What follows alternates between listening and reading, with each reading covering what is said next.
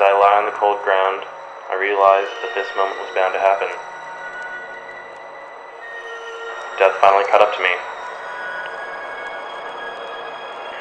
And as I accepted my fate, my life flashed before my eyes.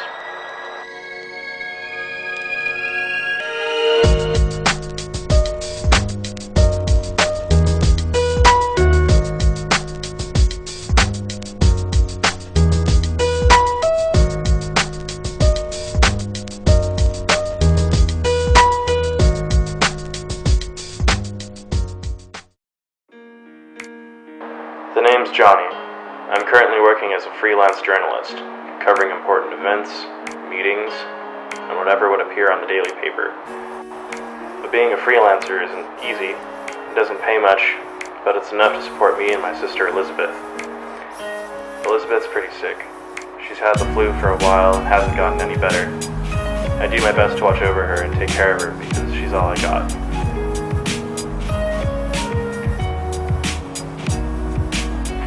She's not the only person who's on the verge between life and death.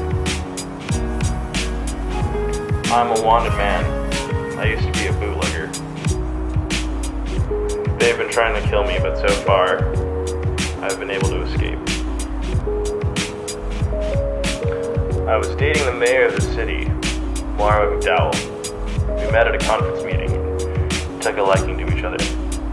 We've been going out to places a lot, and just recently I decided to have her over at my place. We were enjoying our conversation, some coffee. She asked me about my family. It's really quiet around the house. You ever get lonely around here? No, I have my sister Elizabeth. Just your sister? Don't you have other family members? My parents were killed by the mob, and so Elizabeth is the only one I have left. What did the mob have to do with your family? I used to work for him. We used to bootleg alcohol, and I was in charge of, all the operations, and so, I had a way about cheating my way through things, so, bootlegging alcohol was pretty easy. Why did you leave? I was tired of cheating. You mean bootlegging alcohol? No, not just bootlegging. Being a part of the mob was the only way that I could support my family, but eventually I realized that there were other, more respectable means, like finding a job, and I just wanted to stop cheating my way through life, and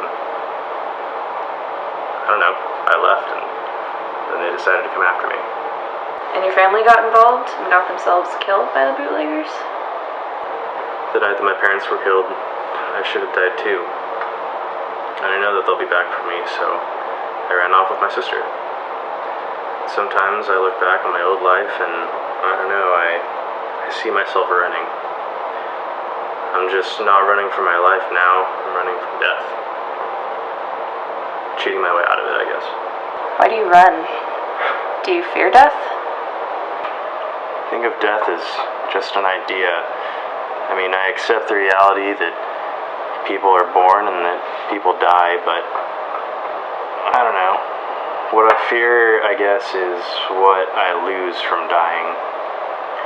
And I guess what I'm afraid of most is losing my only family, so I just try to spend most of my time looking over Elizabeth, and I'm willing to give my life for her, and if she's not around anymore, then I might as well be dead.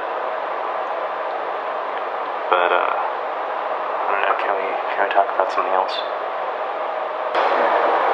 Okay. We ended the conversation there and moved on to something else. Eventually, we got tired of talking and decided to just head to bed.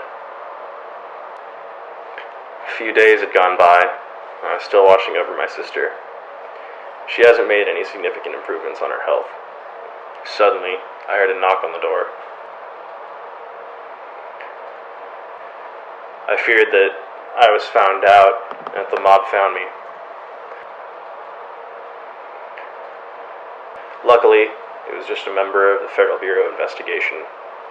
I was a bit confused as to why she was visiting, so I asked her if there was anything I could do for her. Apparently, there had been some bootlegging activity around the area, and she wanted to see if I knew anything about it. I had no time to converse with people, so I told her that there was nothing that I knew. I heard my sister coughing, so I told her that I had something to take care of. I didn't have the time. I could tell that my sister wasn't getting any better. In fact, she was getting a lot worse. I had no choice but to take her to the hospital. It was already really late, and I had placed her in the hands of doctors. I didn't want to stay out for too long, so I decided to start walking back.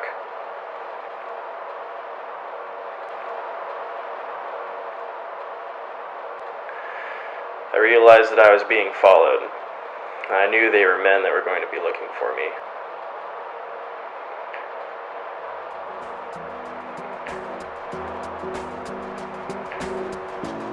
So I started running. I ran for my life. And I ran from death. Eventually I lost the two of them. Standing in my path was Moira.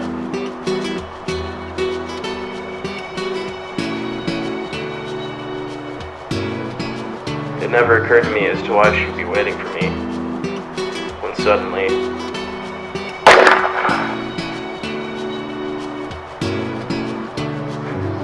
as I kneeled over, Moira looked down at me and told me that she was the boss of the mob that I left. When she found out about my past, and she figured out where to find me, she had to kill me herself. The irony behind it all is that in exchange for Elizabeth's life, I had to lose mine.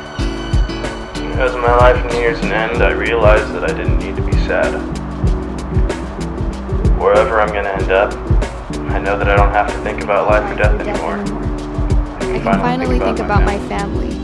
It was sad when I heard that my brother died after he got me to the hospital, but that's okay. He was the sweetest brother and gave up his gang life to watch over me and support me. He spent the remainder of his life to protect and care for me.